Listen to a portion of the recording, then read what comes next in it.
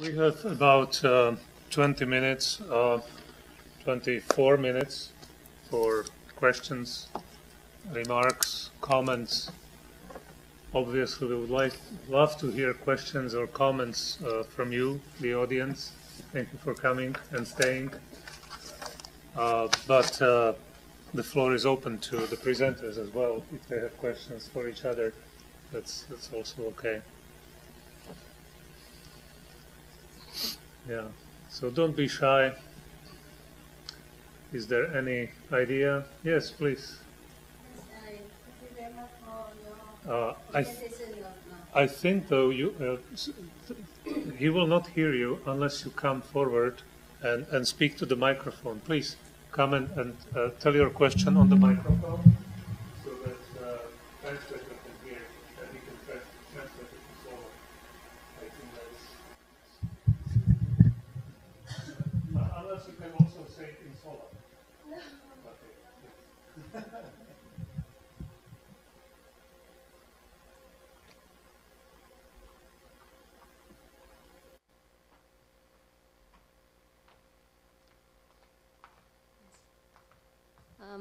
Thank you very much for your interesting presentation, three of you.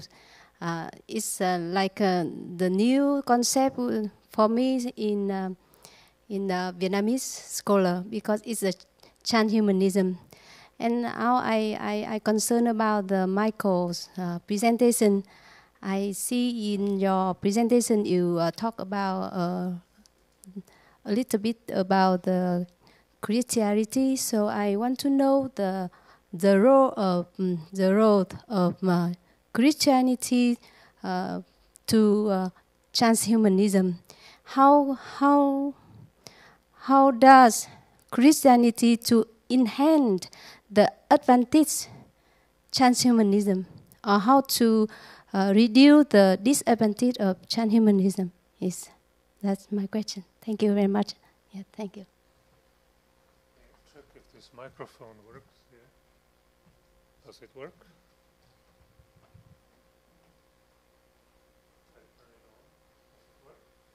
Can you hear? Yeah, okay.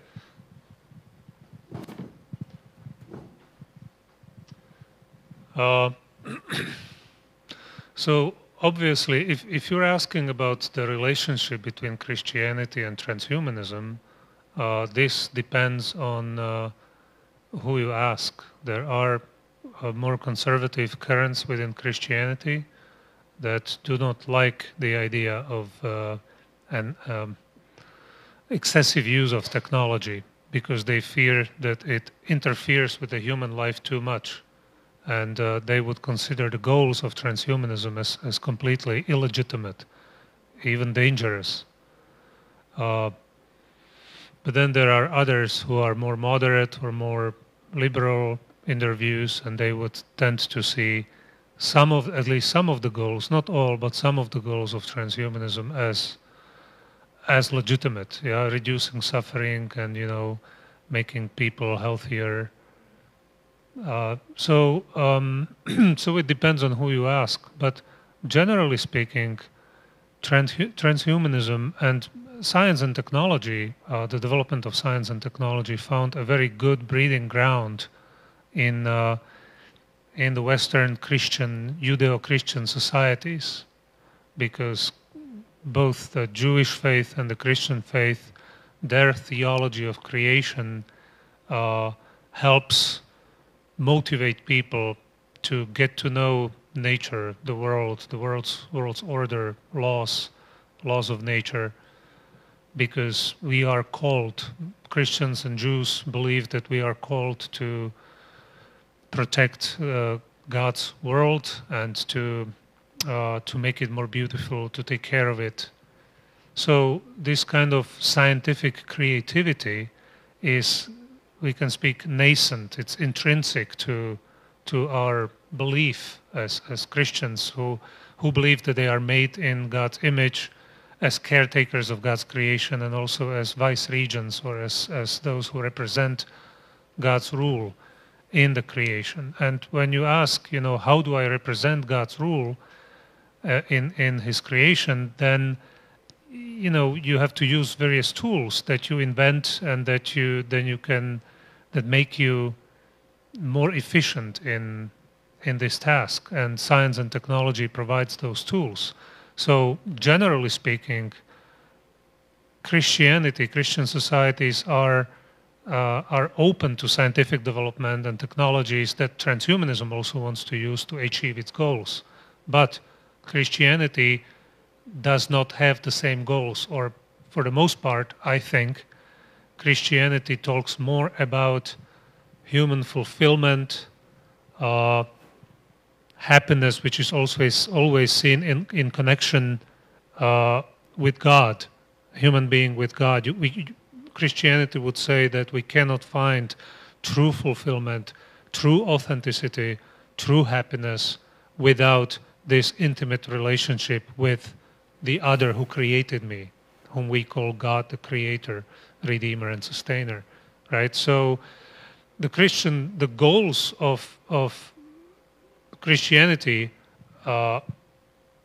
overlap only partially with the goals of transhumanism, but for the most part, I would want to say that they don't, and Christianity should be a corrective, or should be a critical voice that asks whether the kind of perfection that transhumanism envisions is truly that which brings happiness to people, because Christianity sees perfection in being more human and humane, in being more loving, in being more, relational, in being able to care for others selflessly, in being able to mirror, God's image through my life, and that's perfection.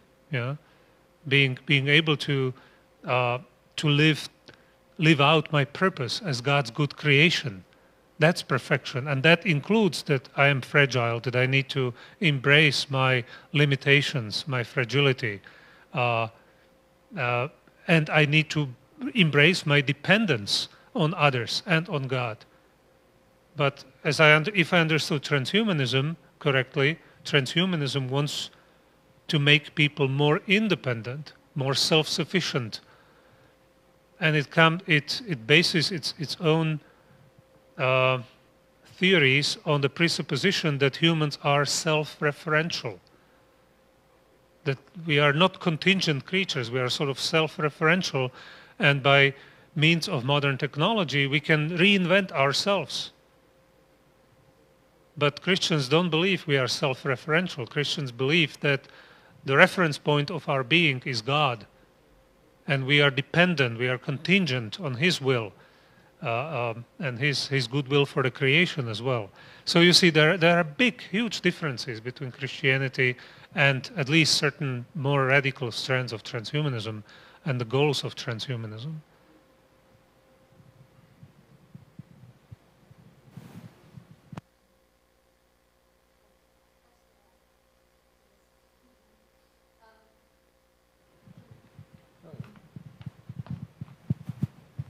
Yes, I can understand what you mean, but I want to know more that now you talk about the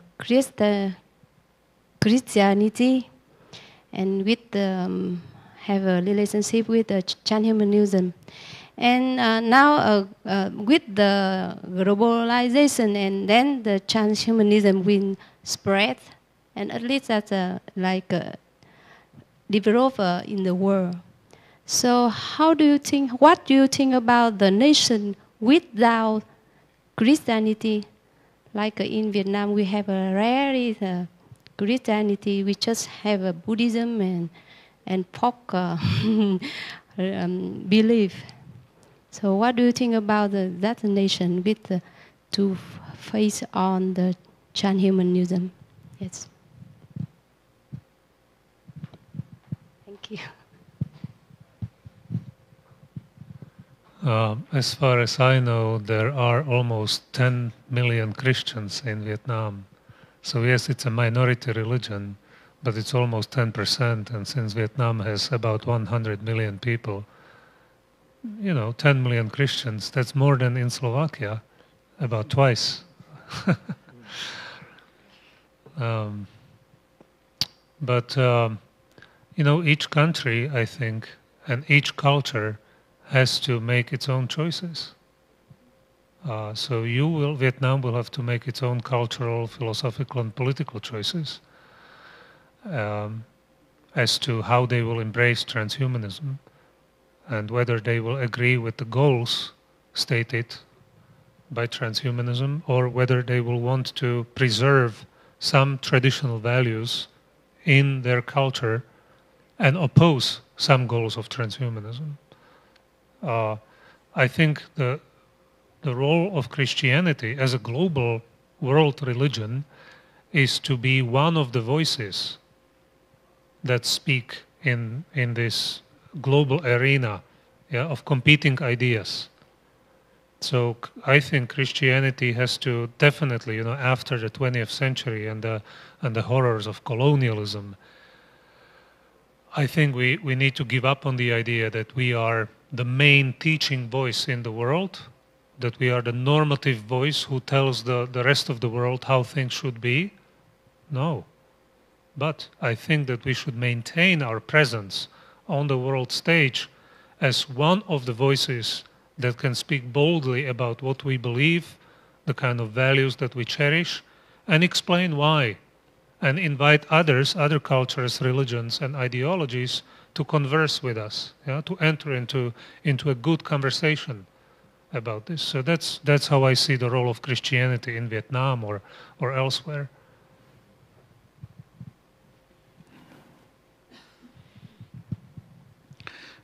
Ja som len...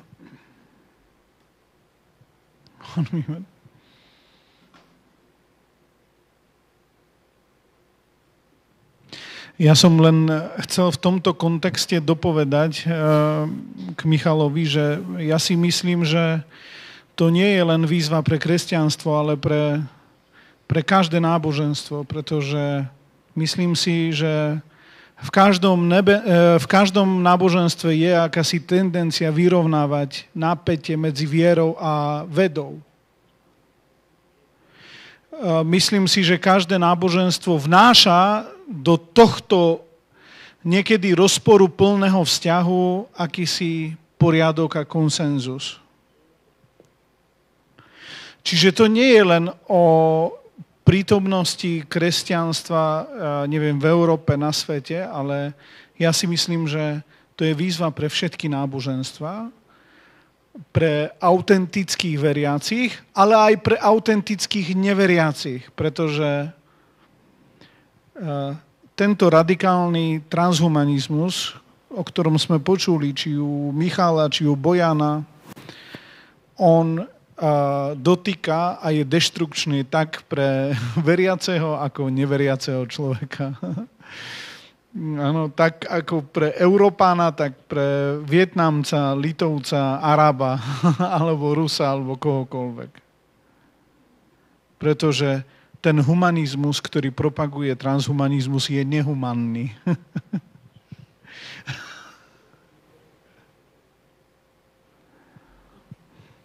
Ďakujem.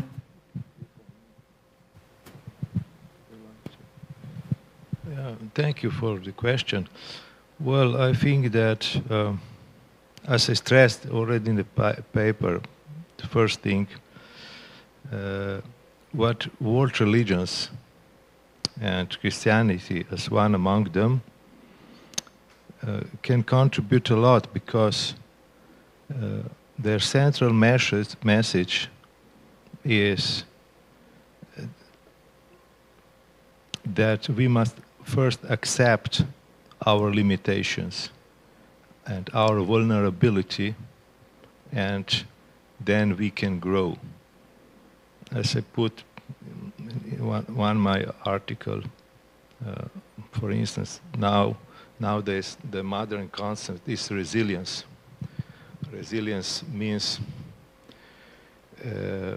not a robustness of some oak or a tank, but more resilience of a flexible little plant who can bind in the storm, and then leap back to its condition. So there are some common values of all world religions that are very important in protecting us to go astray in the way of radical transhumanism. First is authenticity. I stressed in my paper this as a central message that in all world religions, all axial and post-axial religions, authenticity. The second similar value, for instance, which is the common value of all world religion, is we should not live only on bread. This is not just a Christian value. You can find it in all world religions. This is opposite to radical transhumanism, who reduces human being to some, let's say, lower needs, and from this starting point assumes that we can enhance or improve human capabilities and condition by improving some physical capabilities. So, in short, in the tradition of world religions and humanity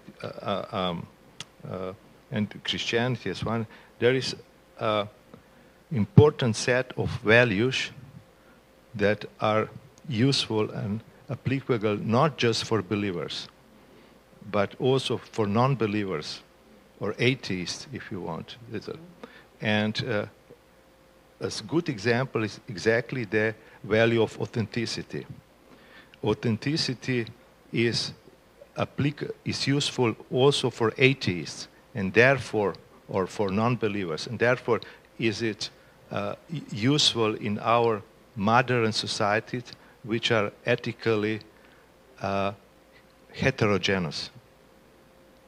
And so we need these values that have this formal nature. That formal nature means that could be used with all. So this is I think the message. So if world religions, including Christianity, would proclaim their genuine values, then I'm sure that they can find their way of coexistence, dialogue, and solidarity with other people who cultivate other worldviews and beliefs.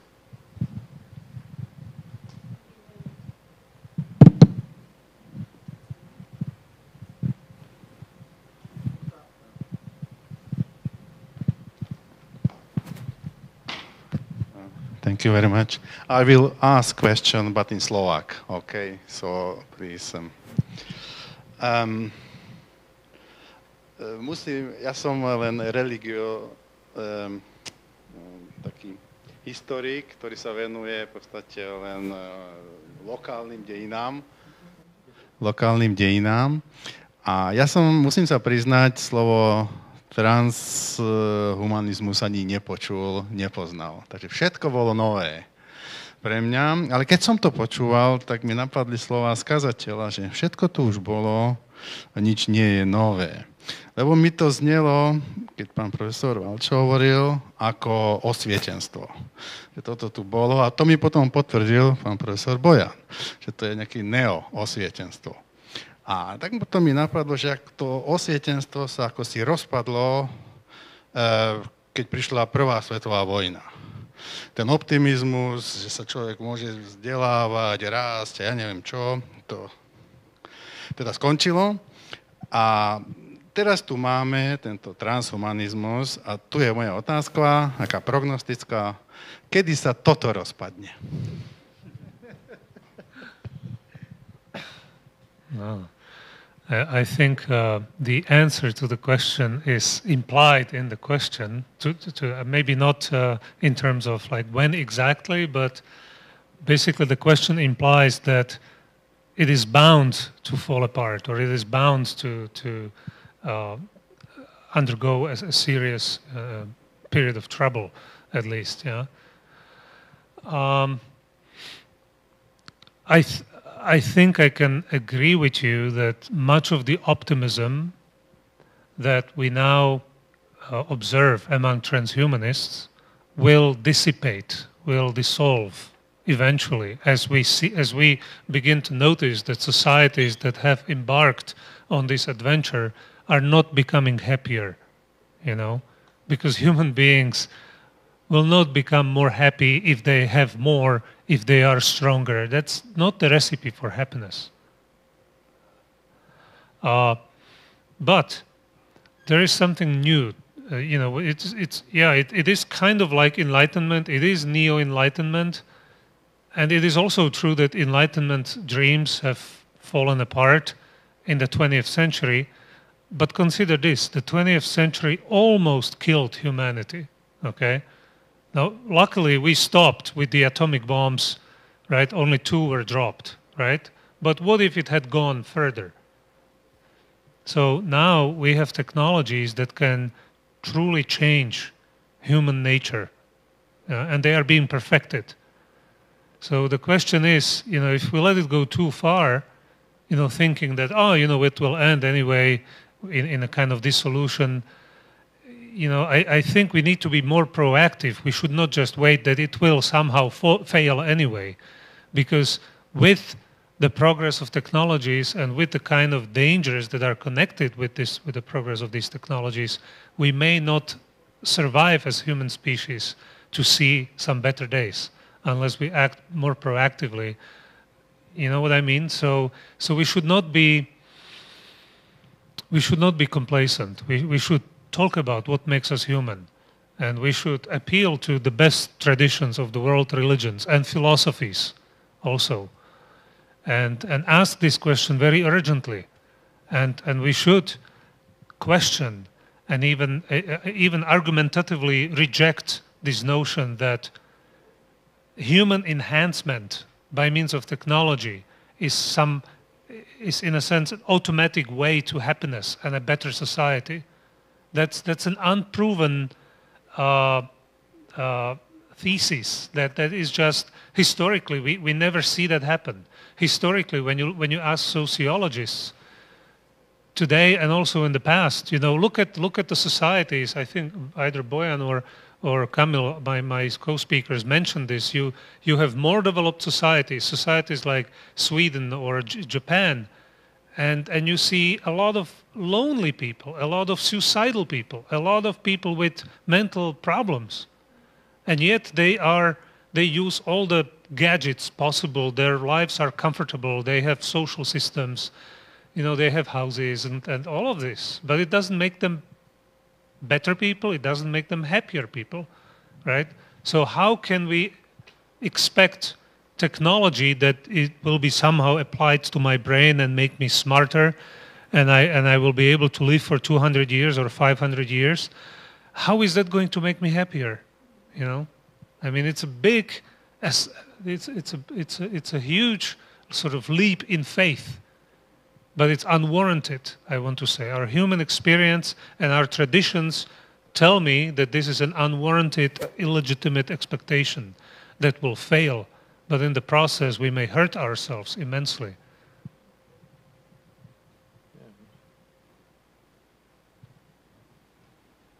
It's 40.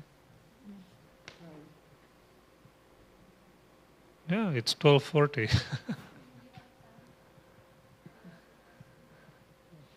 No, I think somebody will come to pick us up. Yeah, or yeah, please. There is another question. Transhumanism, right? Okay, som z Trnavy, z Korea. Dobre, ako transhumanizm patrí veda? Veda. Či veda? Transhumanism, this movement is definitely composed of scientists also. Yeah, so many scientists are part of this movement, but transhumanism as such is more of an ideology. It's more of a philosophical movement. Yeah? So it's not necessarily that scientists are transhumanists because of their science. Science is a tool, and how you use the science and to what goals you use the science is determined by your ideology, by your philosophy of life. So he can be a molecular biologist, he can work in nanotechnologies, he is a transhumanist, but he is a Christian or an atheist who doesn't like transhumanism, and they're equal scientists. So it's your life, so it's a philosophy, really. You know, it's not science. Môžem hovoriť podľa biblické. Biblia, tam napísané Efeským 6:12, tam napísané náš boj nie je telo a krv, ale ako proti kniežatstvami, mocnostiami, pánom svetom tejto temnoty, zlým duchom v nevešiach, tak 4 druhy máme to patrí nejaké tretí pánom svetom tejto temnoty, či ovláda církev, to protiví církev, protiví Boha, je tak? Transhumanizm. Ako charakterizujeme to transhumanizm? Ako my bojujeme to duchovnú boj ako Christianity? Yeah. Nemusí to presne nejakým spôsobom znamenať to, o čom píše Biblia a tie texty, o ktorých ste povedali. Lebo aj dnes moji kolegovia, predrečníci nám poukázali na to, že transhumanizmus je veľmi rôznorodý a diferencovaný od toho veľmi radikálneho systému, ktorý skutočne vyzerá ako niečo zlé, tmavé, niečo diabolské proste, hej. Máme kresťanských transhumanistov, máme transhumanistov demokratov, máme skutočne takú paletu rôznych smerov, že ja by som to nedával do jedného nejakého vreca, ale všetko by som skúmal podľa toho, po ovociach ich poznáte, či po ovoci ich poznáte. To je len...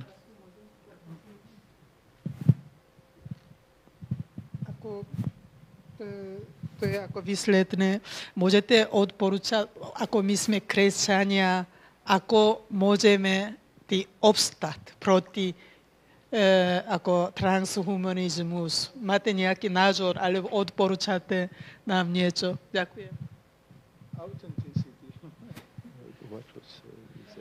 How can we stay true to who we are facing the dangers of transhumanism as Christians? Yeah. Well,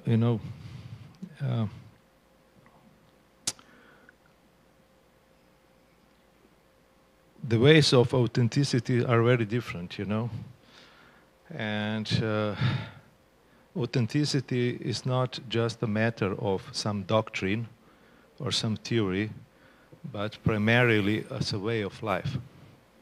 So, for instance, our Christian, the Christian definition of authenticity is to become an image of God. The Christian understanding of authenticity, a man is authentic if he is becoming an image of God. And this is our Christian way to somehow be resistant to transhumanism mistakes. And but this, for instance, in the place where we find God in this world are human relations. The place where we discover God are human relations, primarily relations of love. We don't see God. Nobody has seen God, but we discover it in human relations. And the danger of transhumanism is, and the danger of modern technology in general, is to impoverish human relations. For instance, in digital, on digital relationship, we have COVID, and we can observe that relationships via computers, via internet, are not sufficient for the life of quality, because they reduces body, they reduces empathy, and if they destroy or damage our relationship, they are damage our discovering of God, because we discover God in interhuman relationships. But if they damage our discovering of God, they damage our guide to authentic life, which in Christian terms means becoming of image of God. I thank you for your questions. I think we ought to end now, and we should go to lunch. I don't know where that is, though. So I hope maybe some of you know. Follow our nose. Yeah.